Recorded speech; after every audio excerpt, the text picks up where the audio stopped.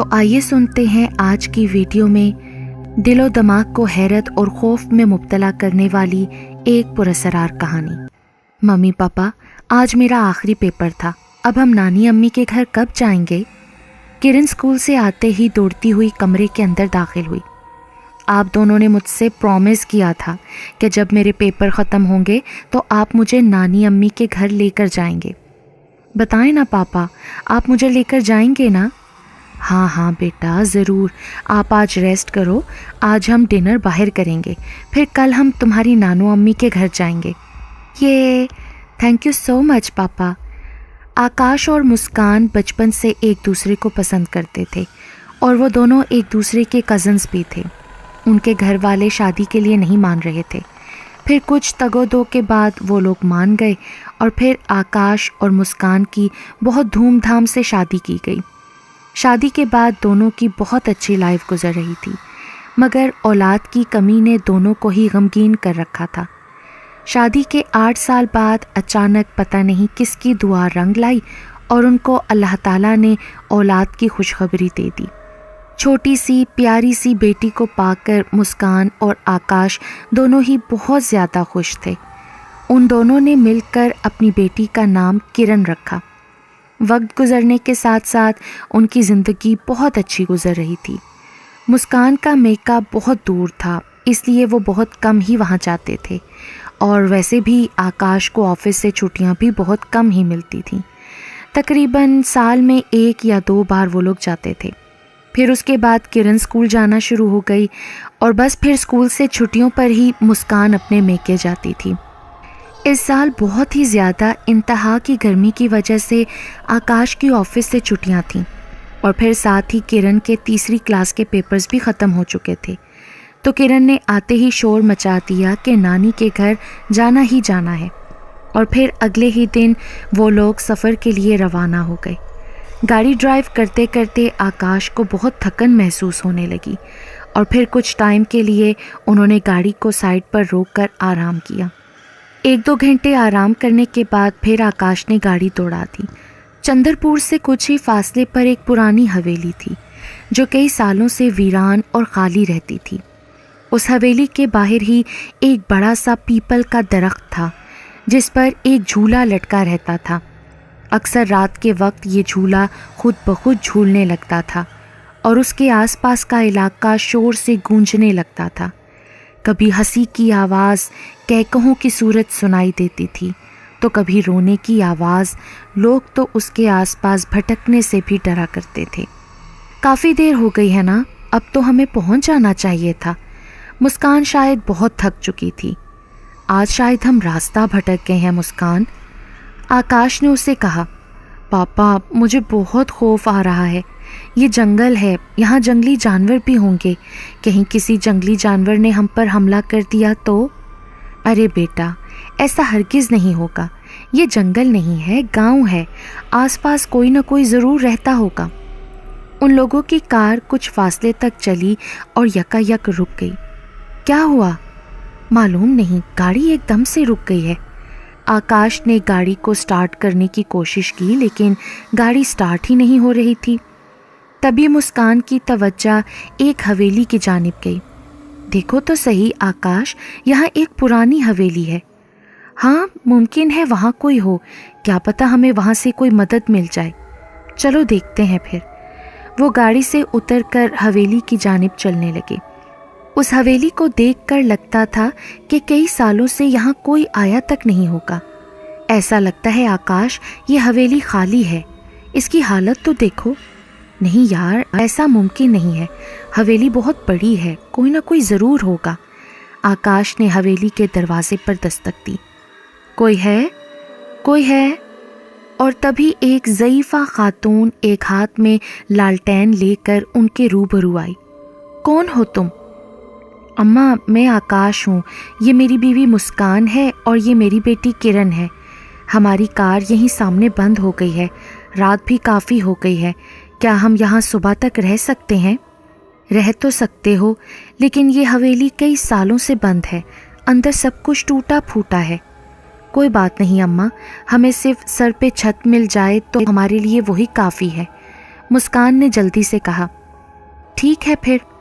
اس ضعیفہ خاتون نے حویلی کا دروازہ کھولا اور پھر سبھی لوگ اندر داخل ہو گئے۔ آج رات تم لوگ یہیں ہال میں سو جانا۔ جی ٹھیک ہے اماں۔ ضعیفہ خاتون وہ لالٹین وہیں رکھ کر چلی گئیں۔ ان کے جانے کے بعد آکاش اور مسکان گفتگو کرنے لگے۔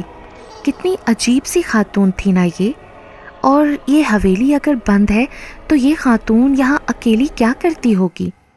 ہو سکتا ہے حویلی کی دیکھ بھال کے لیے کسی نے رکھی ہو، لیکن چھوڑو، ہمیں اس سے کیا، کم از کم رات گزارنے کے لیے وقت پہ چھت تو مل گئی، ورنہ اتنی رات کو اس ویران علاقے میں ہم کہاں بھٹکتے رہتے۔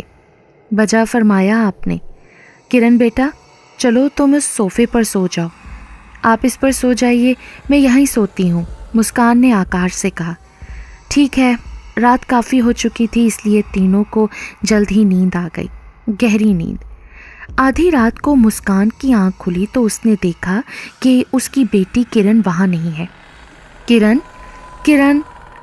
مسکان کی آواز سن کر آکاش بھی اٹھ گیا۔ کیا ہوا مسکان؟ ارے کرن یہاں نہیں ہے، یہیں کہیں ہوگی، اتنی رات کو کہاں جا سکتی ہے کرن؟ وہ تو ڈرتی بھی بہت ہے۔ وہ دونوں کرن کی تلاش میں لگ گئے، پھر وہ لالٹین لے کر حویلی کے اندر اس کی تلاش کرنے لگے۔ کرن، کرن بیٹا کہاں ہو آپ؟ مسکان اور آکاش حویلی کے ہر کمرے میں گئے لیکن کرن کہیں نہیں ملی۔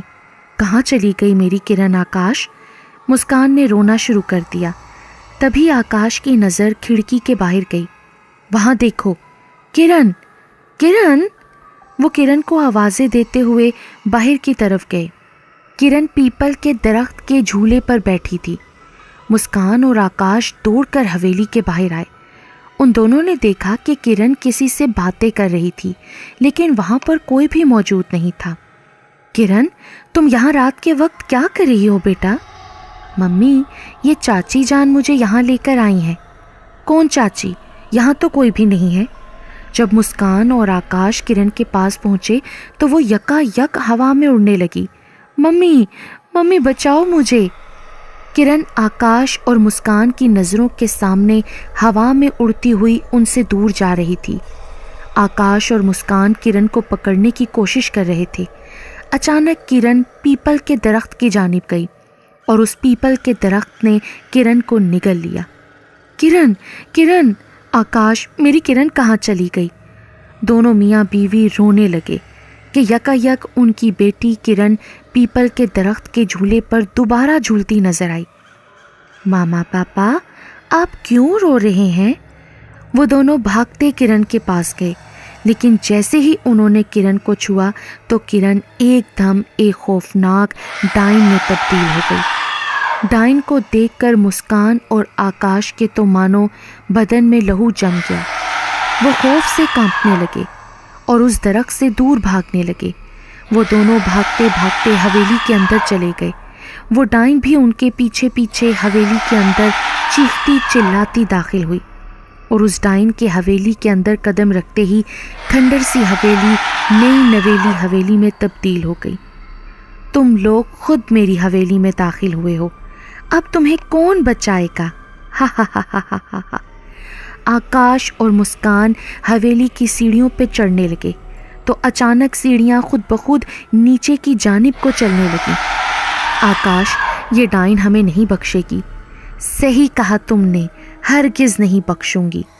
ڈائن نے مسکان اور آکاش کو زمین پر پٹخ دیا اور زور زور سے کہکہے لگانے لگی۔ ڈائن 1 سے 2 اور 2 سے 4، 4 سے پھر ڈھیر ساری ہو گئی۔ ساری ڈائنیں ایک ہی بار میں زور زور سے ہنسنے لگیں۔ ان کی ہنسی ایسی تھی جیسے کوئی بدروحیں چیخ رہی ہوں۔ مسکان اور آکاش خوف کے مارے کانپ رہے تھے۔ چھوڑ دو ہمیں، جانے دو، ہم لوگوں نے کیا بگاڑا ہے تمہارا؟ تمہاری غلطی یہ ہے کہ تم نے میری حویلی میں بنا اجازت کے قدم رکھا ہے، اور آج تک جو کوئی بھی یہاں آیا ہے زندہ بچ کر یہاں سے نہیں گیا۔ پلیز ہمیں چھوڑ دو، ہمیں جانے دو۔ ہم نے اجازت مانگی تھی اس حویلی میں آنے کی، ایک بڑھیا ہمیں اندر لے کر آئی تھی۔ ہم تو مسافر ہیں، हमें छोड़ दो, आज के बाद हम कभी भी तुम्हारी हवेली के पास भी नहीं दिखेंगे। आस पास तो तब नजर आओगे ना जब तुम यहाँ से जिंदा जाओगे। इतना कहकर डाइन ने आकाश पर हमला किया। आकाश ने डाइन के बाल पकड़ लिए। मुस्कान, तुम भागो यहाँ से, तुम भी साथ चलो आकाश, मैं तुम्हें अकेला छोड़कर नहीं जाऊंगी। नहीं मुस्कान, तुम भागो यहाँ से, तुम्हें मेरी कसम मुस्कान, जल्दी से भागो यहाँ से। आकाश डाइन के बाल खींचने लगा। जैसे जैसे वो डाइन के बाल खींचता जा रहा था, बाकी सारी डाइनें गायब होती जा रही थीं। छोड़ दे मेरे बाल, छोड़ दे मूर्ख, मैं तुझे मार डालूंगी।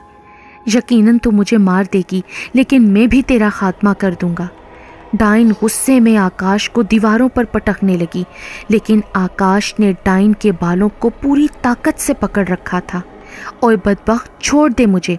नहीं छोड़ूंगा, मैं तुझे नहीं छोड़ूंगा। डाइन आकाश को यहाँ वहाँ पटक रही थी और फिर आकाश ज़मीन पर गिरा। उसके हाथ में लालटेन आ गई। उसने फौरन लालटेन का कांच तोड़कर डाइन के बालों की तरफ फेंककर उसके बालों में आग लगा दी। डाइन के बालों में आग लगते ही डाइन चीखने और चिल्लाने लगी। यकायक डाइन के वजूद को पूरी तरह आग ने अपनी लपेट में ले लिया। डाइन के जलने के साथ ही पूरी हवेली भी जलने लगी। आकाश जैसे तैसे हवेली से बाहर निकला। मुस्कान हवेली के बाहर खड़ी रो रही थी। आकाश को जिंदा देखकर उसके चेहरे पर थोड़ा सुकून नजर आया। दोनों भागकर जल्दी से एक दूसरे के साथ लिपट गए। दोनों जिंदा तो थे, लेकिन अभी भी उनकी आंखों में आंसू थे। मेरी किरण, आकाश, मेरी किरण कहाँ है? मुस्कान आकाश के गले लगकर रो रही थी। इतने सालों बाद अल्लाह ताला ने उन्हें औलाद की खुशखबरी दी थी और फिर वो भी उनसे दूर हो गई। काश कि हम यहाँ आते ही ना, काश हम रास्ता ना भटकते। ये कहते कहते मुस्कान फूट फूट कर रोने लगी कि इतने में किरण पीपल के दरख्त की जानिब से दौड़ती हुई उनके पास आई। मामा, पापा। किरण, किरण तुम ठीक तो हो ना? किरण जिंदा है आकाश, देखो देखो किरण जिंदा है। मुस्कान ने दौड़कर अपनी बेटी को गले लगाया, उसका माथा चूमा। ऊपर वाले का लाख लाख शुक्र है कि तू बच गई किरण। लेकिन कैसे? तुम थी कहाँ बेटा? मामा पापा, वो पेड़ मुझे दबा रहा था, मेरी सांसें रुकने लगीं। फिर अचानक से वो पेड़ जलने लगा, लेकिन उसकी आग ने मुझे कोई नुकसान नहीं पहुंचाया और इस तरह मैं आज़ाद हो गई। आकाश, मुस्कान और किरण तीनों बच गए थे। आकाश ने बड़ी बहादुरी से डाइन का मुकाबला किया। आकाश मुस्कान से कहने लगा, मैंने बचपन में सुना था कि डाइन की जान उसके बालों में होती है और इसीलिए उसके बाल जलते ही उसकी सारी ताकत ख़त्म हो गई और वो राख हो गई। वो लोग अपनी गाड़ी की तरफ बढ़े। गाड़ी में बैठे आकाश ने एक बार फिर गाड़ी स्टार्ट करने की कोशिश की और अब वो हैरान था कि गाड़ी एक ही बार में स्टार्ट हो गई। फिर वो लोग अपनी